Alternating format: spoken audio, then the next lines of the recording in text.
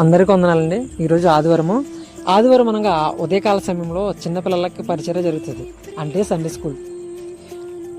అయితే నేను వెళ్ళేలోపు నాకన్నా ముందు చిన్న చిన్న పిల్లలు మోకరించి చక్కగా రౌండ్గా మోకరించి రెండు చేతులు జోడించి ప్రార్థన చేసుకుంటున్నారు.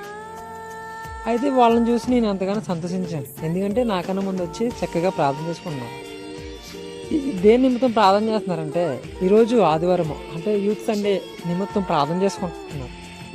ఇంకోటి ఏంటంటే చదువుల్లో దేవుడు తోడు ఉండాలని, వాళ్ళ కుటుంబాన్ని దేవుడు దీవించాలని ప్రార్థన చేసుకుంటున్నారు. అలానే గ్రామాన్ని మంచి ఆధారం ఇవ్వాలని ప్రార్థన చేస్తున్నారు. వాళ్ళ స్నేహితుల గురించి కూడా ప్రార్థన చేసుకుంటున్నారు.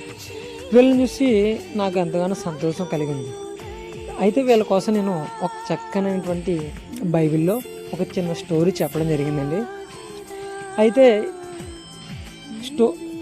స్టోరీ చెప్పిన తర్వాత కొంతమందిని లేపి నేను కొన్ని క్వశ్చన్లు అడిగాను.